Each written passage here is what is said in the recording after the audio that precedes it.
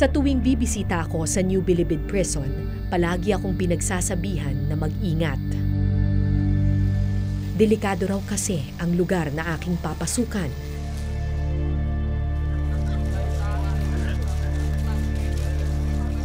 Puno ng kriminal, mga taong di dapat pagkatiwalaan, salot ng lipunan. Pero ang di alam ng karamihan, sa likod ng bawat bilanggo ay kwento ng pagsubok.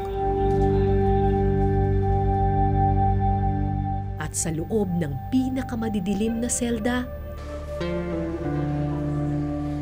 posible pa ring sumikat ang pag-asa.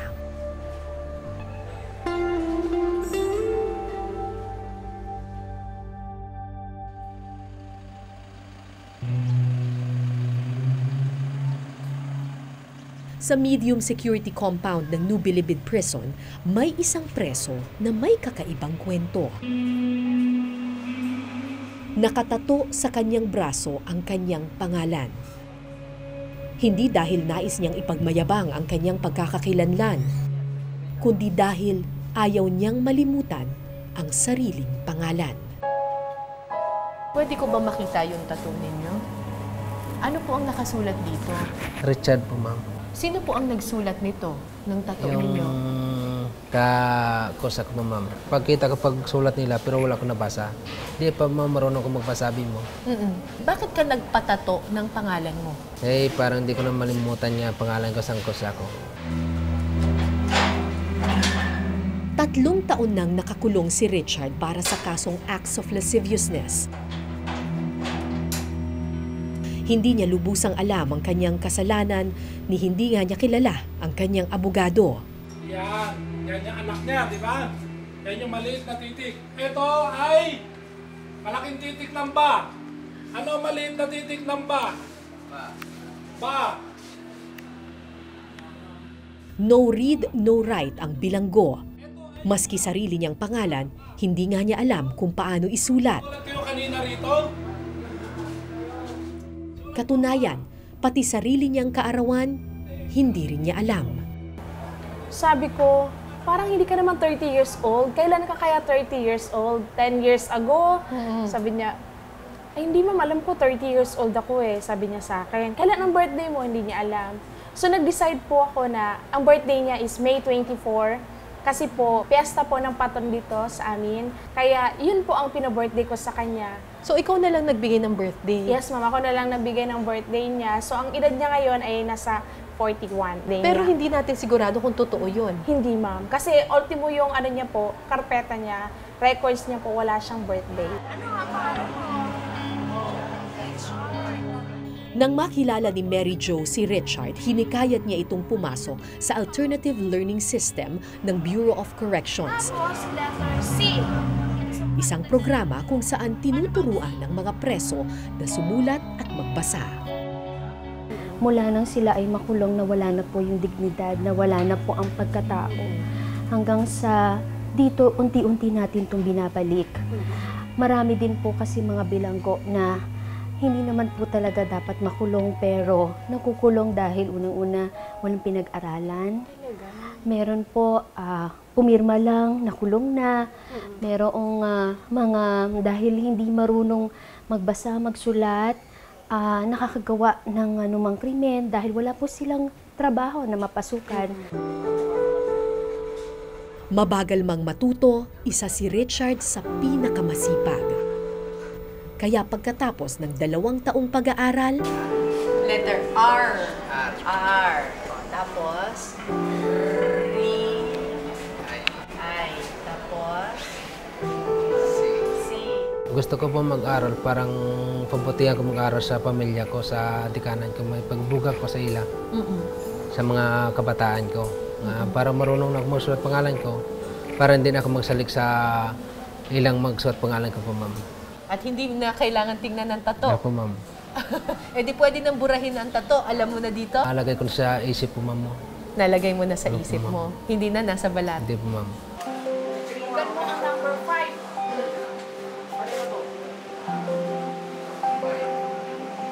Ayan. Binugay mo naman ang number 2. Tapos hindi lang daw po kayo marunong magsulat ng pangalan. Marunong na kayo magbilang? Opo, ma'am. Tama? O sige nga, sample nga ng bilang. 1, 2, 3, 4, 5, 6, 7, 8, 9, 10, 11, 13, Hindi, 12 muna. 12, 12. 13, 16, 14 muna. 14, 14. 15, 15. 16, 18, 17. 17, 18, 21, 19, 19. 91, Marunong ka 20. Yay! Buong buhay ni Richard ngayon lang siya nakatungtong sa paaralan. Ngayon lang niya nakilala ang kanyang pagkakakilanlan. At sa loob ng piitan lang niya naramdaman na posible pa pala ang pangarap. Ang pangarap ko makapasaral ako sa high school o sa college para makapangita din ako trabaho. Parang mabuhay sa pamilya ko. Naluloko nila ako sa laya nga hindi ko marunong magbasa. Eh, sabat nila daw, kasalig lang ako sa bata kong babae na marunong magbasa. Nagsuila ako dito para hindi ako magsulat sa anak ko. Hindi na ako magbasa sa bata ko. Magdasal ko mga gabi-gabi nga magtutom din ako magbasa at mag-aral. Nagbigyan ako pagkabako at kabuhi, ma'am. Sa kanyang ID, napansin ko ang isang litrato. Sino po itong babae na nakatoga? Yan anak ko, ma'am, Maslaya.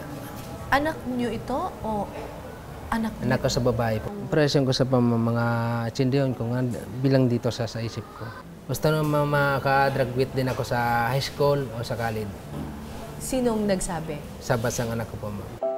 Sa litratong ito humuhugot ng pag-asa si Richard sa imahe ng isang batang nakapagtapos ng pag-aaral. Para sa anak niyo? Para sa anak ko lang.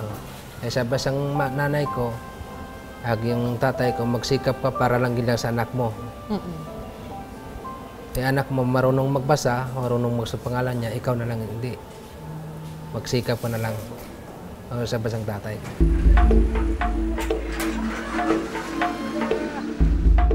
Nang malaman ko ang kwento ni Richard, nagtungo ako sa record section para hanapin ang kanyang anak. So ito yung Office of the Overseer.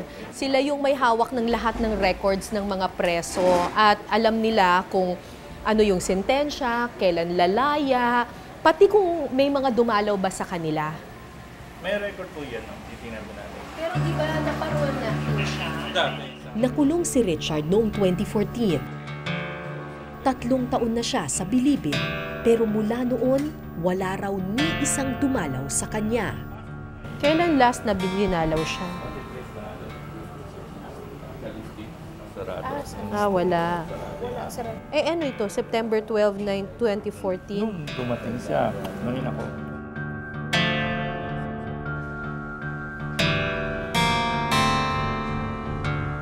Sino ang batang babae sa litrato? At kung anak nga niya ito, bakit hindi man lang siya binisita?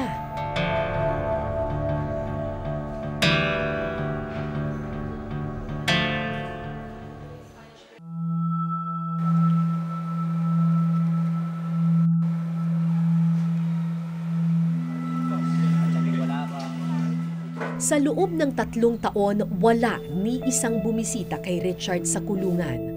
Walang bakas ng kanyang pamilya, liban na lang sa litrato ng isang batang nakatoga na nagsisilbing inspirasyon sa kanya. Pero sino nga ba ang batang ito? Meron siyang picture ng batang babae na nakatoga doon sa kanyang ID. Sabi niya anak daw niya yun. At totoo po, hindi po niya yan anak. So napulot niya lang po yun natapon at inangkin niya po yun na kanyang anak daw po na Napulot lang graduate. niya yung alin? Yung picture po na yun.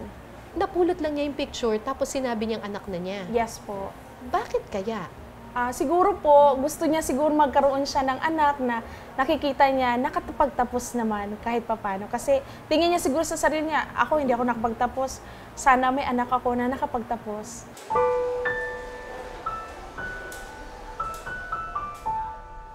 Hindi ko alam kung bakit naniniwala si Richard na anak niya ang bata sa litrato. Pero para sa kanyang mga guro, ang mahalaga, Sa tulong ng edukasyon, naibalik na kay Richard ang pangarap at pag-asa.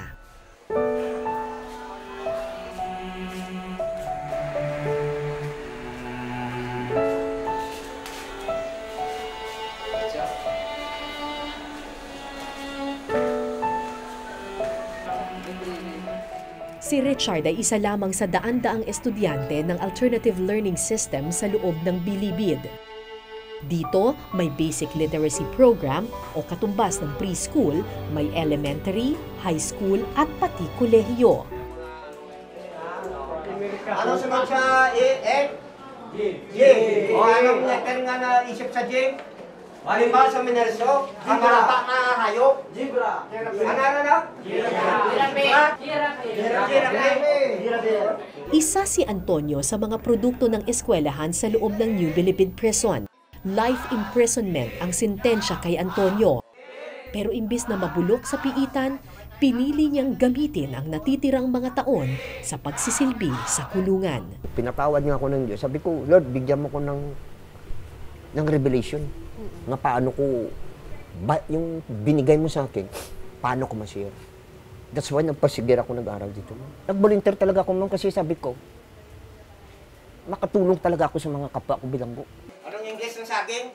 Ngayon, isa ng guro si Antonio. Araw-araw nagtuturo siya sa mga kapwa niya preso ng pagsusulat at pagbabasa. Paraan daw niya ito para mapatawad ang kanyang sarili at maipakita sa kanyang pamilya na posible ang pagbabalik loob at pagbabagong buhay. Siguro yun na lang mapakita ko sa pamilya ko, ma'am. Na ano po? Na gumagawa ako ng kabutihan. Habang nandito ako. Alam ko, ma'am, na very abandon ako sa pamilya ko. For almost 20 years. Because, ma'am, nakita nila, parang hindi na ako magbago. Nakita nila yung negative side. Hindi na nakita yung pagbago ng sa tao. Everybody deserves another chance naman eh. Diba? Uso ngayon, ang sa akin ito, ang ginagawa ko ngayon, hindi ba ito deserve second chance? For almost 20 years, ma'am. Believe it or not, wala pa akong relationship bureau. Batid ni Antonio na habang buhay ang kanyang sentensya sa Bilibid. Pero di man siya mapalaya sa bakal na piitan, mapapalaya ng malasakit ang kanyang puso at isipan. Tulad ni Antonio, halos buong buhay din ni Philip ay iginugol sa loob ng piitan. 16 years old lamang si Philip nang ipasok siya sa kulungan. Ang kaso, drugs. Ang sentensya, 12 hanggang 15 taong pagkakakulong. Kasing isip ko, bata ko pa na makulong. First time ko po makulong, hindi ko po alam kung ano pong kalakaran po dito sa kulungan. Medyo hirap po ako kung paano kumilos, kung anong una kong gagawin. Dahil minor pa po ako noon. Tandang-tanda pa ni Philip nang una niyang makita ang mataas na bakod ng Bilibid. Kayanin kaya ng isang batang tulad niya ang buhay sa loob. Hindi ko po alam kung paano po ako mag-umpisa. Kung paano ko po makayanan, kung hanggang saan po talaga matapos tong sentensya ko. Kasi nung sa labas po ako, sinabihan na po ako na mataas po daw yung ng drugs. Ganun nga, 12 kg daw. Kaya sabi ko, sige po, kung saan po talaga hantong to, kung saan po dalhin, siguro po, ang kakayanin ko na po. At saka yung Panginoon na lang po ang bahala sa akin. Po. Tulad ng maraming preso sa Bilibid, hindi rin nakapagtapos ng pag-aaral si Philip. Kaya pagpasok niya sa loob, imbis na sumali sa mga gang at pangkat, pumasok si Philip sa Basic Literacy Program ng Bureau of Corrections. Sa totoo lang, talagang natutuwa kami sa batang yan kasi po nakikita namin talaga mula pa na nandito siya sa BLP, talaga nagkakaroon talaga ng nagpupursige siya at may progress talaga siya sa pag-aaral hanggang sa makatungtong siya sa elementarya. Sa loob ng Bilibid, nagbago ang buhay ng batang si Philip.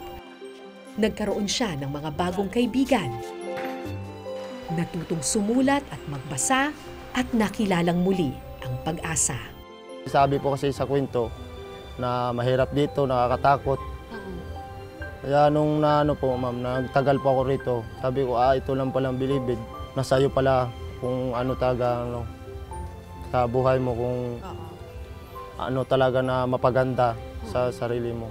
What is your main helping verb? Had been, sir. Ngayon, 4th year high school na si Philip at first honor sa kanyang klase. Unang-una po, hindi ko po akalain na ako po nakuha na first honor. Kasi sa labas, ma'am, kahit ano, hindi ko po nakuha yun eh. Dito ko lang po nakuha yun, ma'am. Kaya medyo hindi ko po ano sa sarili ko na pwede palang makuha kong ito. Ano ba yung nakukuha na first honor? May medal ba? Medal po. Medal po, ma'am. Tsaka May medal. Anong ginawa mo dun sa medal mo? Tinago ko po. Tsaka nung pinadala ko po sa amin. Buwan-buwan sumusulat si Philip sa kanyang mga magulang. Bawat medalya, bawat parangal na natatanggap, ipinapadala niya sa kanila. Umaasa na darating ang panahon, maipagmamalaki rin siya ng kanyang ama. Kahit nakarating ako dito sa lugar na to, itong munti na to, hindi po nasayang yung yung buhay ko patuloy pa rin at nagbabago, nag-aaral hanggang kung saan talaga ako matapos na paglabas ko. Po sa papa ko na siguro nasa probinsya siya ngayon. Paglabas ko, huwag kayo po mag-aalala sa akin dahil dito, maayos naman po yung kalagayan ko. At nagpapatuloy pa ako sa pag-aaral para po sa paglabas ko na makakatulong din po ako sa aking mga kapatid. 28 years old na si Philip ngayon. Tumanda na sa piitan ang dating musmos. Pagkatapos ng 12 taong pagkakakulong, may naghihintay pa nga bang kapalaran para sa mga tulad niya?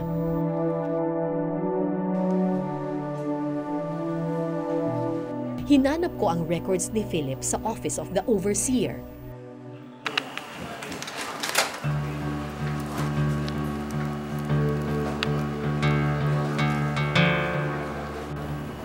Ano bang number? Ano po, kasi marami na po siya napuntahan na selda. O kasi bata pa lang siya nung nadala siya dito kaya iba-iba na siyang selde. Kasi 16 lang siya nata nung dinala siya dito. So nag-juvenile yan siya. Noong 2003 po. Oo, tapos nalipat-lipat na. Opo. So wala na siya dito? Isa-isahin man namin ang mga folder sa cabinet, hindi namin mahanap ang record ni Philip.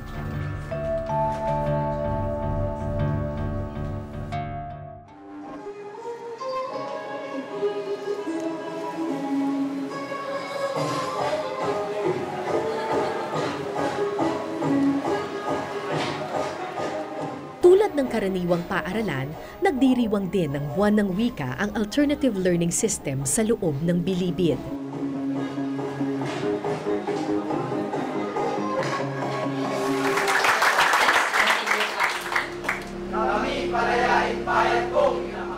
Bawat isang preso nakibahagi sa pagsasayaw at pagbigkas ng mga tula na ilang linggo nilang inensayo.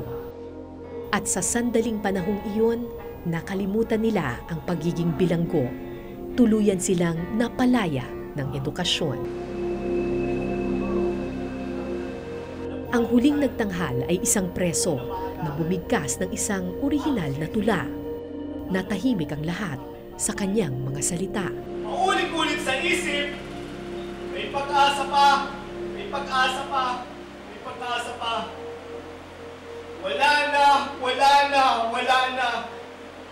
Nangangarap ng nag-iisa, nangangarap ng kalayaan sa hatol na kamatayan. Panginoon, ako po'y tulungan. Panginoon, ako po'y tulungan sa parusang kamatayan. Panginoon, ako po'y patawarin sa aking mga kasalanan. Habang pinakinggan ko ang tula, bumalik sa alaala ang kwento ng binatang si Philip. May pag-asa pa nga ba para sa kanya? Masilayan pa kaya niya ang buhay sa laya? Binalikan ko ang tagapamahala ng records ng mga bilanggo. At sa pagkakataong ito, nahanap na ang papel ng binata. Nagulat ako sa aking natuklasan. At ito na yung record niya. So based dun sa record niya, masiserve niya yung kanyang maximum sentence. Ibig sabihin, hopefully, pwede na siyang lumaya by March 16, 2018. 6 months from now. So, good news. Kaya pala namin di mahanap ang papeles ni Philip ay dahil inakyat na ito ng bilibid sa opisinang namamahala ng mga presong malapit ng lumaya. Nakita ko na yung record mo. March. Opo. March 2018. 6 po. months lang. Pakabait ka, ha? Salamat po, ma'am. Pakabait ka. Opo. Pero kapag maganda daw yung record mo, pwede pang bumaba. So, good news. Salamat po, sir.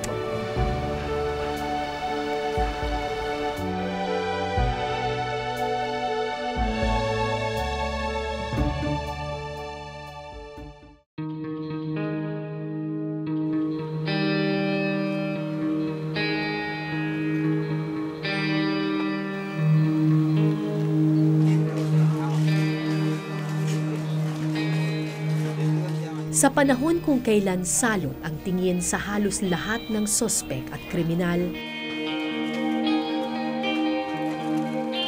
madaling husgahan ng isang tao dahil sa nagawa niyang kasalanan. Dito, tayo ko limawa. Pero sa loob ng bilibid ko natuklasan na hindi nagtatapos sa kasalanan ang buod ng pagkatao ng isang individual. Siya ay mabait. Mahaba ang kanyang buhok. Sabi nga nila, every person deserves a chance. And kumbaga, lahat naman po talaga tayo nagkakasala. So, bigyan natin sila ng pagkakataon. Man is basically good, sabi nga po nila. So, hindi talaga, ang tao ay talagang may kabutihan pa rin. Kahit na anong sama ng isang tao, meron pa rin natitirang kabutihan sa kanyang puso. Kaya naniniwala po kami na ang mga bilanggo ay magbabago. Kahit po sila ay nagkasala ng napakatinding kasalanan.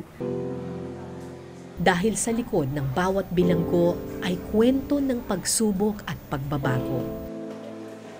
At sa loob ng pinakamadidilim na selda, posible pa ring sumikat ang pag-asa.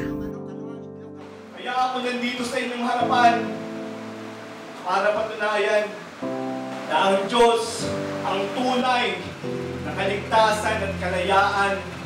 Ako, kayo, ay bahagi ng kwento ng mga bilanggo. Ako po si Cara David at ito po ang Eyewitness.